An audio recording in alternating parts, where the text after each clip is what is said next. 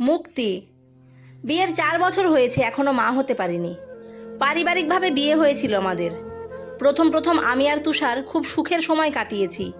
শ্বশুর শাশুড়িও খুব আদর করত, আমাকে নিজের মেয়ের মতোই ভালোবাসে। 2 ননদের তো আমার সাথে খুব ভাব। কিন্তু গত 6 মাস ধরে শ্বশুর শাশুড়ি ননদেরা উঠে পড়ে লেগেছে কেন আমার বাচ্চা হয় না। তুষারও এতদিন বাচ্চা না হওয়ায় তেমন কিছুই বলতো না, কিন্তু আজকাল তুষারও ওদের সাথে পাল্লা দিয়ে বলে 4 বছর কেটে গেল, এখনো কেন বাচ্চা হয় না। ওর মা বাবা নাতির মুখ দেখতে চায়। একদিন রাতে শাশুড়ি এসে বলল, আর কতদিন অপেক্ষা করব, বাড়িতে একটা বাচ্চাও নেই। বাচ্চা টাচ্চা ছাড়া কি বাড়ি ভালো লাগে নাকি শান্তি লাগে? পাশের বাড়ির শেফালি ছেলেকে তুষারের 1 বছর পরে বিয়ে দিয়েছে, 6 মাস হয়েছে বাচ্চা হয়েছে, আর আমার ছেলের বউয়ের ঘরে এখনো কোনো বাচ্চা হলো না। আমরা কি নাতি নাতনি পাবো না? আরও অনেকগুলো কথা শুনিয়ে গেল। বাচ্চা না হলে আমি কি করব? আমিও তো চাই আমার একটা সন্তান হোক, যে আমাকে মা মা বলে ডাকবে। ননদ রিমি এসে বলল, বৌদি এক কাজ করলে কেমন হয়, তোমরা বরং ডাক্তারের কাছে যাও, গিয়ে দেখো কারো কোনো সমস্যা আছে কিনা।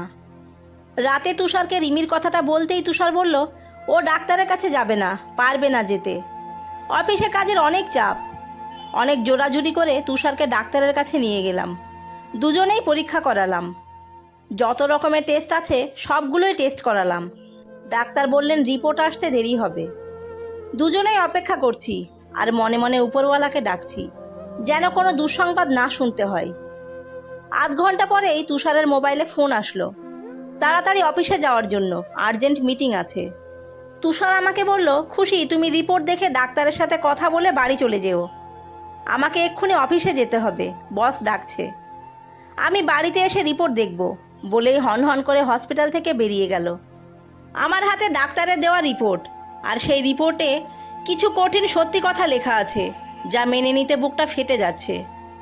বাড়িতে আসার পর থেকে শ্বশুর শাশুড়ি ননদেরা বারবার জিজ্ঞেস করছে রিপোর্টে কি এসেছে, ডাক্তার কি বলেছে। চোখের জলের জন্য কথা বলতে পারছি না, ওদেরকে কি উত্তর দেব। শাশুড়ি কঠিন সুরে বলল, কি ব্যাপার, বলছো না কেন, কি হয়েছে?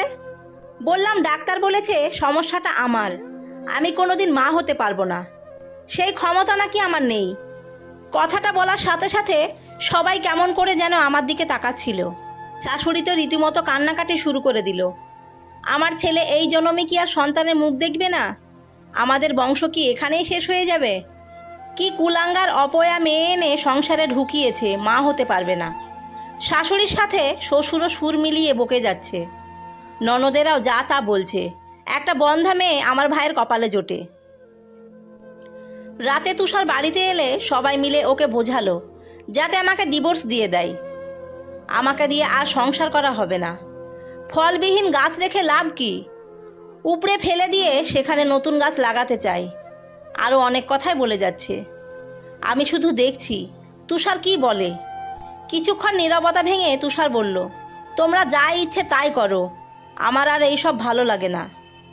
রাতে তুষার আমার সাথে একটা কথাও বলেনি। সারাটা রাত কেঁদে বুক ভাসিয়েছি, আর ভাবছি চেনা মানুষগুলো এত তাড়াতাড়ি অচেনা হয়ে গেল। আমি এখন ওদের কাছে হয়ে গেলাম অপয়া বন্ধা। সকালে আমাকে ডাকা হলো শ্বশুরের ঘরে, ডেকে নিয়ে বলল তুষারকে যেন ছেড়ে দেয়, ওরা তুষারকে আবার বিয়ে দেবে। ওদের বংশের প্রদীপ চাই, আর সেটা দেওয়া আমার পক্ষে সম্ভব না। তাই আমি যেন ডিভোর্সের ব্যাপারে মেনে নিয়ে তুষারকে চিরদিনের জন্য মুক্ত করে দিই। তুষারেরও নাকি তাই মত। তুষারের দিকে তাকাতেই ও বলল, মা বাবা যা বলবে তাই হবে, তুমি এটা নিয়ে আর বাড়াবাড়ি করো না খুশি, প্লিজ। আর কোনো টেনশন আমি আর নিতে পারছি না। ভাবতেই কষ্টে বুকটা ফেটে যাচ্ছে, কি করে মানুষ এতটা বদলে যায়। আজ আমি সন্তান দিতে পারবো না বলে আমাকে ওরা তাড়িয়ে দিচ্ছে, কতটা স্বার্থপর মানুষ। 2 দিন হয়ে গেল কেউ আমার সাথে তেমন একটা কথা বলে না, সবাই এড়িয়ে এড়িয়ে চলে। খাবারের সময়ও কেউ ডাকে না। সন্ধ্যার পর শ্বশুর শাশুড়ি এসে বলল, তুমি কবে আমার ছেলেকে মুক্তি দিচ্ছ বলো, আমি তুষারের জন্য মেয়ে পছন্দ করেছি। মেয়ে পছন্দ করেছেন মানে? হ্যাঁ করেছি তো, আমার বান্ধবীর মেয়ে রোষার সাথে আমি তুষারের বিয়ে দেব। এখন তুমি বলো তুমি কখন চলে যাচ্ছ। আর আমি তুষারের সাথে এই ব্যাপারে কথা বলেছি, ওর কোনো আপত্তি নেই। তোমার কাছে আমি আমার ছেলের একটা সুন্দর স্বাভাবিক জীবন চাইছি। আশা করি তুমি এটা নিয়ে কোনো রকম ঝামেলা করবে না। তুষারের দিকে তাকিয়ে দেখি ও ওর মায়ের কথায় সায় দিচ্ছে। আমার সাথে সংসার করতে চাইছে না। সবার দিকে কিছুক্ষণ তাকিয়ে থেকে বললাম, ঠিক আছে, তাড়িয়ে দিতে চাচ্ছেন চলে যাব, তবে এখন নয়। যেদিন তুষারের বিয়ে হবে সেই দিনই সবাইকে মুক্ত করে চলে যাব, আর ফিরবো না, কখনো জ্বালাতে আসবো না। তুষার আমার দিকে তাকিয়ে বলল, সত্যি তো? হ্যাঁ, সত্যি চলে যাব। আজ তুষারের বিয়ে, মহা ধুমধামে না হলেও বেশ আয়োজনই করেছে।